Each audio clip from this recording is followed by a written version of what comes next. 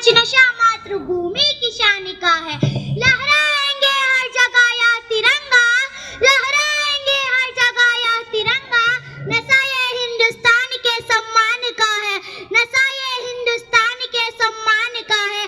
दे सलामी इस तिरंगे को जिससे तेरी शान है, दे सलामी इस तिरंगे को जिससे तेरी शान है। ऊपर हमेशा इसको उठाए रखना जब तक दिल में जान है, ऊपर हमेशा इसको उठाए रखना जब तक दिल में जान है। मंच पर विराजमान अतिथिगण, समस्त गुरुजन और मेरे प्यारे साथीगण, आपको प्रजासत्ताक दिन की हार्दिक शुभकामनाएं। मैं हूं नईज़ा उस्मान सुतरिया।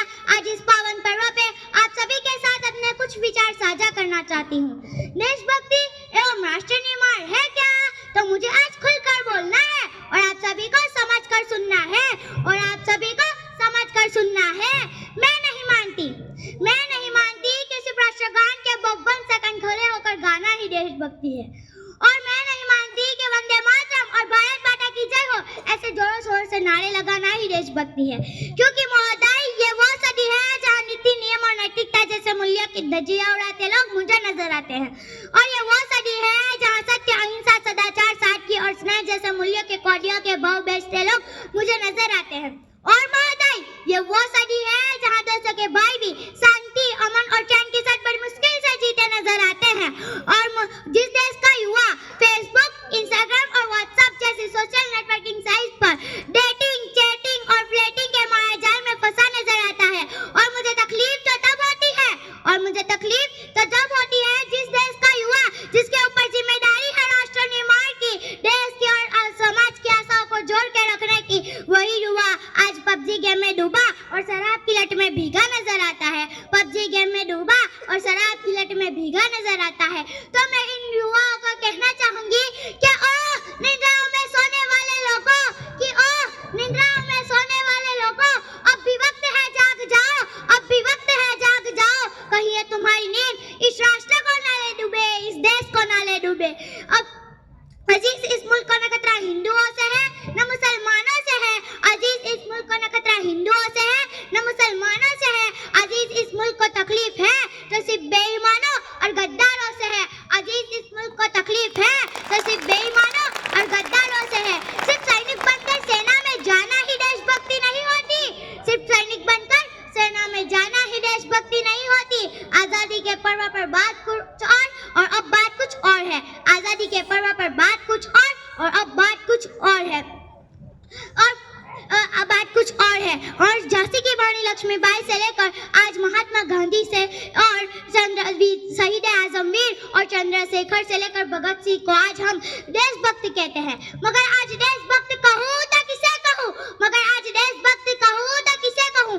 अपने परिवार, समाज और राष्ट्र के प्रति समर्पण भाव है, देशभक्ति है, और देशद्रोहियों के जीवन में आने वाले तूफान है। देशभक्ति धर्मलोकता को पछाड़ कर ईमानदारी से किया गया हर काम है। देशभक्ति, एक पत्रकार अपनी पत्रकारी पूरी ईमानदारी से करे तो वो है देशभक्ति।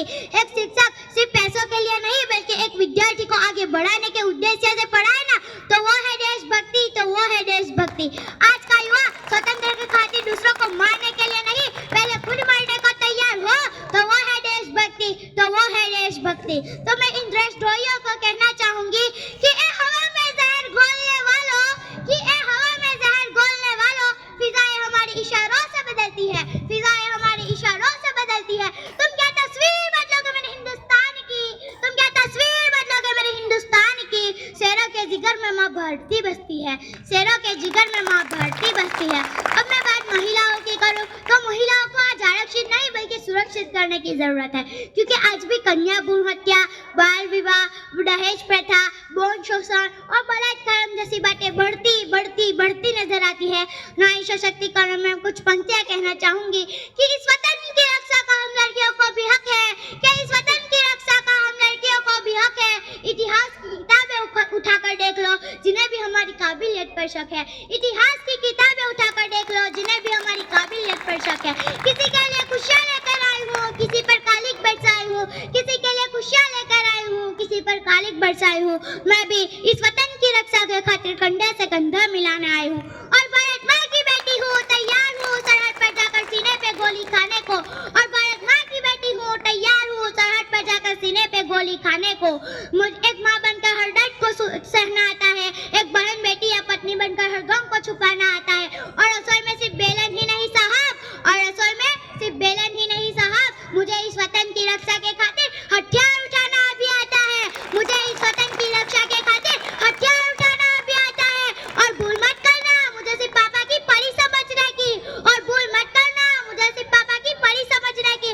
मैं रानी लक्ष्मीबाई हूँ। और अब मैं यहाँ बात राजनीति की करूँ तो मुझे राजनीति से कोई परे नहीं, परे है तो राजनेताओं की राजनीति से। और चुने गए उम्मीदवार राजा नहीं बल्कि सेवक होना चाहिए, जो जनता की हर समस्या का निदान कर सके। और हाँ, संसद में लड़ झगड़ कर नहीं, जब सोच समझदारी से फैसले लिए जाएंगे ना, तब हमारा राष्ट्र निर्माण संभव होगा। तो मैं 4 लाइन नेताओं को कहना चाहूंगी कि जिन्हें हम हार समझ बैठे थे अपना गला सजाने को, वही आज सांप बनकर बैठे हैं हम ही को काट खाने को।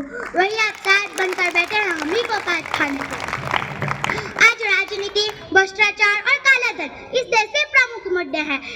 जब इंसान गुजर जाता है मगर इंसानियत चोट खा जाती है। जब इस पैसे से सोने की चैन तो खरीद सकते हो, मगर तुम नींद की नहीं सो सकते। मैं इसका दावा करती हूँ, हमारा राष्ट्र निर्माण तब संभव होगा जब एक गरीब की झोपड़ी बदलकर उसका अपना घर होगा। हमारा राष्ट्र निर्माण तब संभव होगा जब एक किसान के खेत में पानी पहुँचाया जाएगा। हमारा राष्ट्र निर्माण तब संभव होगा जब नात जात का भेदभाव दूर हो जाएगा। तो अंत में मैं किसी शायर की पंक्ति के साथ और अपने दिल की तमन्ना के साथ कुछ कहना चाहूंगी कि काश मेरी जिंदगी में भी शरद को ऐसी शाम आए, काश मेरी जिंदगी में भी शरद को ऐसी शाम आए, काश मेरी जिंदगी मेरे वतन के काम आए, काश मेरी जिंदगी मेरे वतन के काम आए। और कोई पूछे मेरे बारे में तो मेरी ये पहचान लिख देना, कोई पूछे मेरे बारे में तो मेरी ये पहचान लिख देना। उठा